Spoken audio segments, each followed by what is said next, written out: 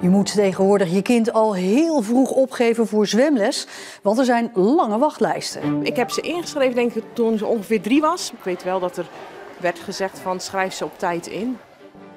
En verder in deze Zeeland nu. Unieke beelden van net na de bevrijding. En Adrie Oosterling wil nog lang niet stoppen.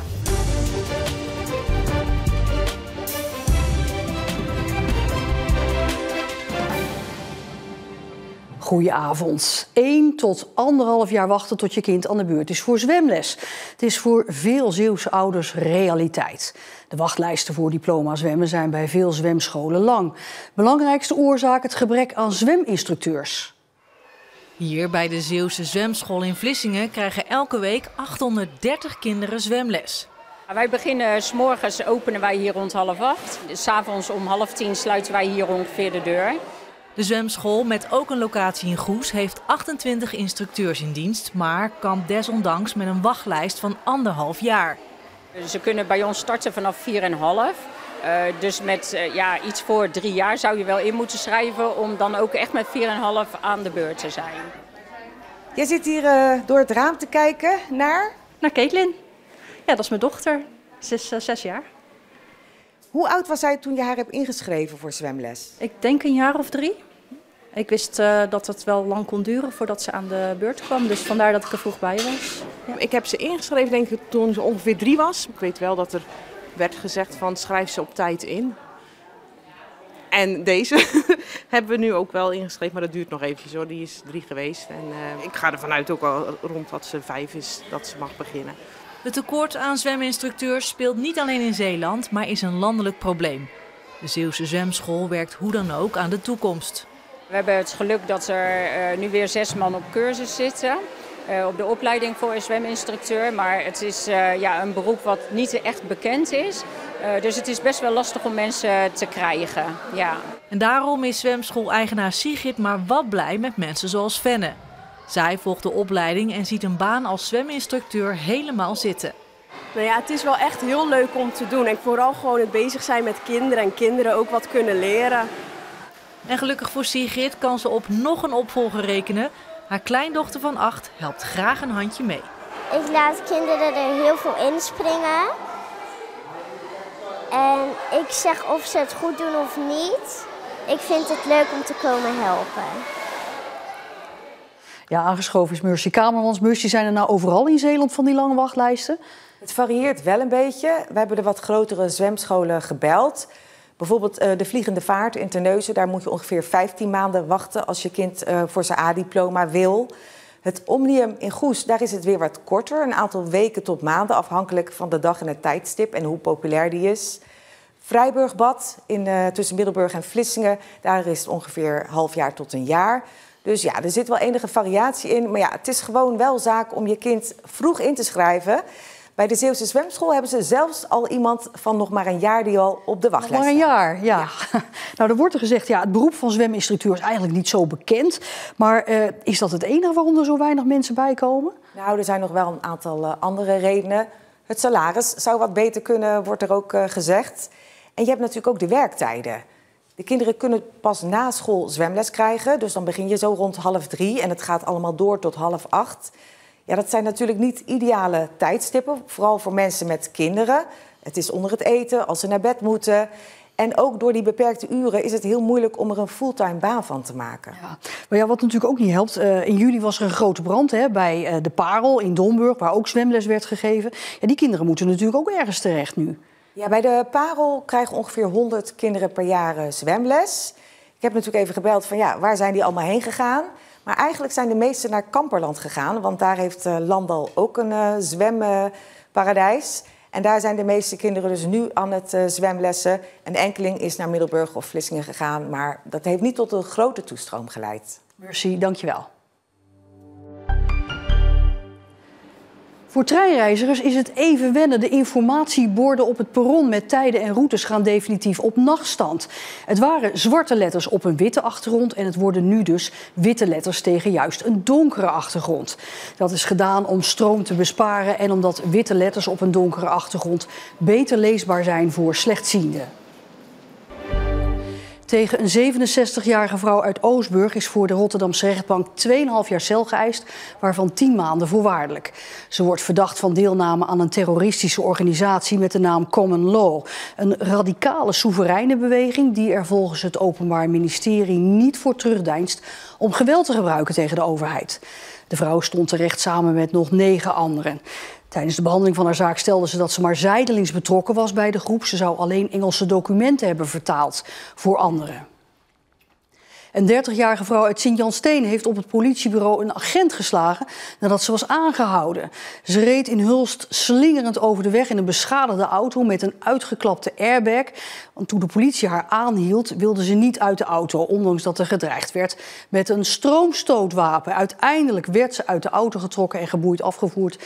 En toen op het politiebureau die handboeien afgingen, sloeg ze de agent. Goed nieuws voor mensen die rijlessen volgen. De tussentijdse toets van het CBR is weer terug. Het gaat om een proef in 2 provincies en Zeeland is daar 1 van. Ook in Limburg komt het tussentijdse examen terug. En die toets heeft veel voordelen.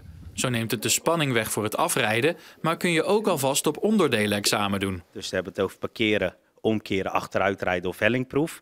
Dat betekent dat als je dat op een voldoende niveau weet uit te voeren, dat je voor het eerstvolgende examen die bijzondere verrichting niet hoeft te doen. Dat scheelt ook weer in de spanning. Het tussentijdse examen werd eerder dit jaar afgeschaft. Dat had te maken met grote druk bij de examenlocaties. Nou, we hadden te kampen met de corona-achterstanden en de nasleep daarvan. En het was helaas nodig om een heel goed middel tijdelijk stop te zetten. Maar het goede nieuws is dat we in Zeeland weer de tussentijdse toets terug kunnen brengen. De proef loopt nu alleen in Zeeland en Limburg, maar het doel is om het examen in alle provincies terug te krijgen. Komende tijd gaan we per provincie beoordelen op basis van de gemiddelde wachttijden, het aantal verkochte examens en de onverkochte examenplekken, wat de volgende stappen zijn. In Canada zijn filmbeelden opgedoken die kort na de Tweede Wereldoorlog gedraaid zijn in Filipijnen en West-Brabant. Militair historicus Robert Katsburg, geboren in Oostburg, ontdekte de beelden. Robert Katsburg moest er jaren op wachten vanwege allerlei bureaucratische rompslomp. Juist toen hij op vakantie was, kreeg hij een bericht dat de film klaar stond voor hem. En we kwamen om 11 uur 's avonds thuis op een woensdag. En om 12 uur 's nachts stond ik te brullen in huis, want ik kon die film voor het eerst bekijken, die dus al 80 jaar niet bekeken is. De brullen van blijdschap? Ja, absoluut, want de beelden waren echt uniek. En dan komt er als toetje, als gebakje erbij, als geboren Zeeuws-Vlaming, weet je, ze moeten door Zeeuws-Vlaanderen zijn gegaan. Dat staat er ook op. Ja, exact. Dus een heel stuk is West-Brabant, maar er staat een stuk in van Isabellesluis. Dus op 22 september 1944 heeft de Algonquin Regiment daar een heel klein bruggenhoofd gevestigd aan de westkant. Die beelden daarvan, die zijn uniek. Er zijn geen foto's van. De beelden die nu zijn opgedoken maken het verhaal over de strijd bij Filipijnen veel completer. Vertelt veel meer het verhaal. Als je een beeld erbij hebt, dan gaat het veel meer leven. En dan zie je ook de vergelijking tussen de huidige situatie in oorlogsgebieden. Dat is exact hetzelfde. Vluchtende mensen, vernielde huizen, alles staat onder water, loopgraven. Maakt de geschiedenis veel levendiger. En dan zeker in combinatie met alle verhalen erbij, dat maakt het onwijs fascinerend. Katsburg kan nog steeds genieten van zijn vondst. Films zijn heel lastig om te vinden, die ook relevant zijn. En dit is eigenlijk alweer stiekem de tweede film die opduikelt. Maar hier staat een heel stuk van Zeeland in. In de vorige film was eigenlijk alleen van West-Brabant. Maar dit is inderdaad weer, ja, de oogbollen vallen uit je kast als je het bekijkt. Het Huistheater De Twee Duiven van theatermaker Adrie Oosteling in Goede bestaat 40 jaar. De 76-jarige eigenaar, directeur en gastheer heeft voor dit jubileum een nieuwe voorstelling gemaakt. Want van stoppen is dan ook nog geen sprake.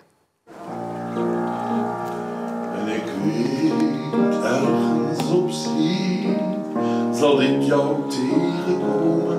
Ga je met me mee? Op die dag kom je heen langs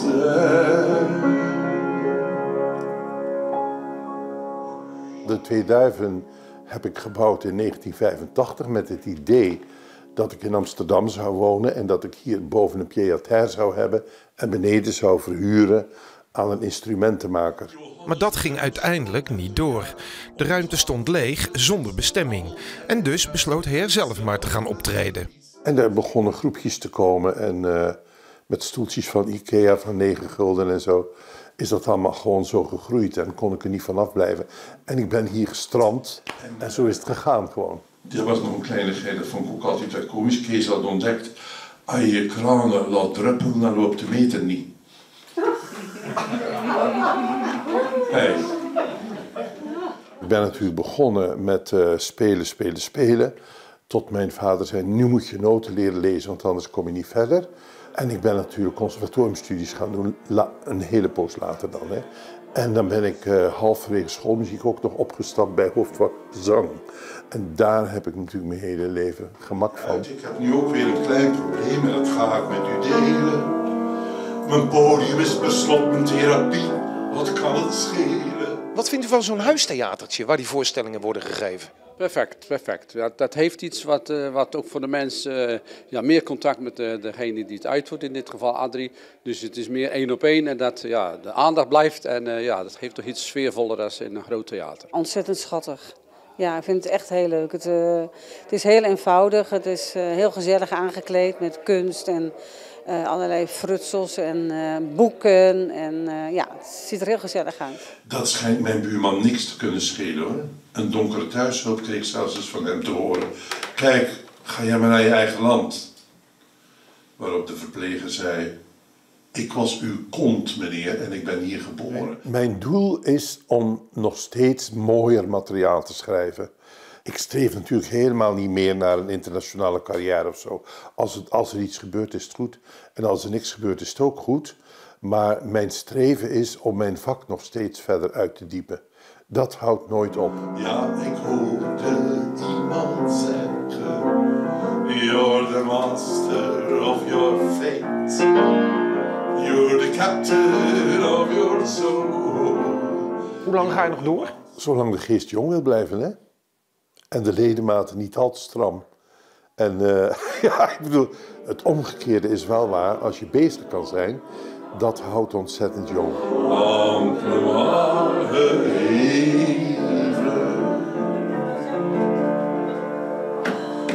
Pauze.